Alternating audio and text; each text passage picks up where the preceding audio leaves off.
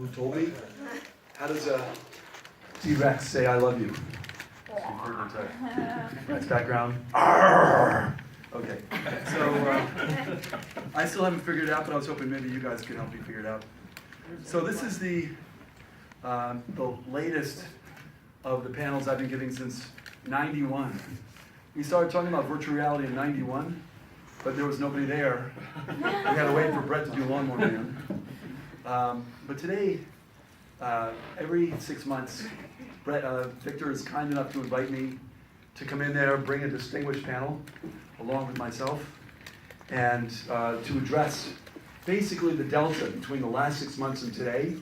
Everybody is required to contemplate 3 to 5 trends that they've observed just in the last 6 months, or where we're going forward. I noticed, by the way, there are a number of people in the audience who could be up here on the panel, so this is good. Anyway, on that note, I see 2 people that don't know me. So I actually sell women's shoes at Nordstrom's, and because they're both women, so I figured that would be exciting. Actually, I am a mental health and economic development educator. I only get involved with media that delivers social impact, and these days I'm working a lot with a new rogue unit in the United Nations called UNGSII.org, and we are I'm pivoting all my activities around the SDGs. Anybody here know what the SDGs are? Besides you, Patrick? It's the 17 Sustainable Development Goals that the UN managed to get every country on the planet to sign about 2 years ago. And what people didn't know is they're legally binding. So every corporation in the world is actually responsible to adopt these goals, which will hypothetically bring peace and prosperity to everybody and the planet by 2030. And it's actually moving really quickly. So I'm aligning all of my media projects around the SDGs right now. And one of the things that's convenient is those 17 Sustainable Development Goals embrace basically everything that the United States' 100,000 foundations are focusing on, because it covers everything that we need. Anyway, so today, I have a background as a film producer and as a VR person. Brett was kind enough to invite me to work on Lawnmower Man. My graduate thesis in 1989 was I designed a virtual reality simulation for family therapy, and they thought that I should be getting therapy, but there were no virtual therapists back then. So I actually managed to get out, and I still suffer from animal Tourette's mildly, but I keep it because it's great for parties. So, and I've been involved in, I got lucky. The very first company I was involved in starting actually was the first company that Microsoft bought. We were doing something called Windows. So I haven't had a real job in a long time, so I've had a chance to do a lot of things and meet a lot of amazing people.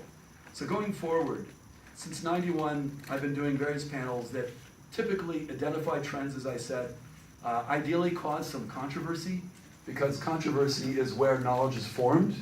You have to have conflict, you have to be going up against your neural expectations, your neural understanding in order to change and evolve your perspective. So I invite people that are willing to be outspoken, and I invite, or at least draw, an audience that understands that as soon as I can, we will go into a conversation, because that's the only way to learn. When you sit there and don't ask any questions, you really don't learn anything. Maybe a few little kernels here and there, but it's got to be a conversation.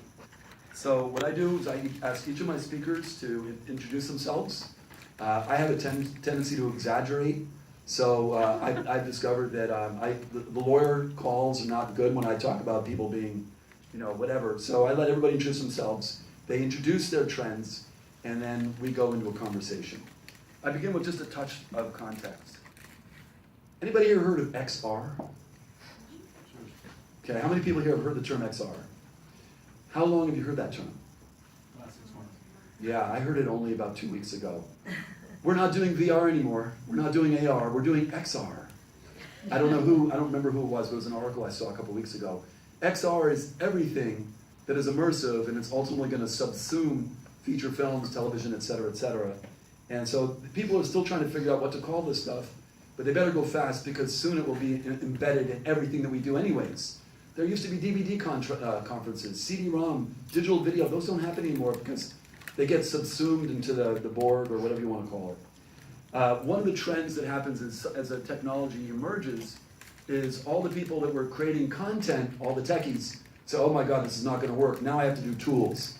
So all of a sudden what I'm hearing a lot of now is, I've heard it 3 times today, we're building a platform that lets anybody build beautiful photorealistic 360 VR, and without knowing anything. And that's impressive to me, because I know nothing and I would probably qualify. So, but the people that say these things aren't necessarily the people that really are doing it. And what we have now is we have a panel of people that are really doing it. So what I want to do is jump ahead. Oh, by the way, anybody here has seen Evolution of Verse? Oh, yeah. Okay, maybe half the folks. Chris Milk speech? Pardon? Chris Milk speech? Yeah. Well, it's not Chris Mellick, it's him plus Ms. Ellison. Another indicator of where things are going now. The big studios are starting to gulp. And it's very interesting. It's a 360 piece. I've been recently told that, everybody's always trying to describe where everything is. I was told that the first phase of VR was CGI, which we've been around since the 60s actually. The second phase is sort of 360 where we are now, but it's an interim phase. The next phase will be actually full holographic capture and then manipulation in those environments. So it's interesting to see what's going on, but I'm going to jump ahead now and jump into my audience. Hi, I'm Brett Leonard. I directed Walmer Man, so that got me into VR in a very interesting and strange way. And this is a very interesting and strange period for me because it's like I walked into the movie I made. And at that time, no one had heard virtual or reality connected together, and so I've actually dumped the term virtual reality as well. I'm going at VX instead of XR, but I've now just heard XR. So I think one of the trends is that, for me, I've been speaking for a while, I've been speaking all over the world on this. It's not about the specific technological enablements that allow us to connect people to an immersive experience. It's really about the human behavioral aspect of virtual experience.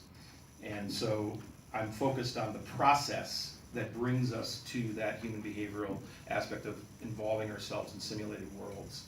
And that process floats on the surface tension of a very shifting tech stack that is going to shift, I believe, for quite a while now. And so without, as soon as you try to grab onto one piece of tech in this, I think that sinks you to the bottom because you have to float right now. You have to have buoyancy because it's changing so fast. So I'm extremely tech agnostic. That's one trend. The other trend for me is the idea of being able to utilize multiple different pieces that are out there in order to synergize together in that process I mentioned. Something that truly delivers a communal experience around immersive engagement. And that takes really understanding a whole panoply of things that usually wouldn't be plugged together and getting somehow to a place where you plug them together, including the use of sleight of hand. And we have to trick this before it's going to actually fully be a true photorealistic, fully immersive, multi-participant interactive narrative story world, which is what I've been out there wanting to create for about 25 years since I made the Walmer Man, and been looking at the fact it's not cinematic reality. I mean, it's not cinematic language. It's something that involves the craft of cinema without the language of the frame. So, that's another thing. And then finally, the other trend that I really think is really critical, and I've been trying to talk about this from the very beginning, and actually my films about virtual experience are all about sort of an ethical framework around this. I told cautionary tales because the truth is, without an ethical framework, this medium is very dangerous.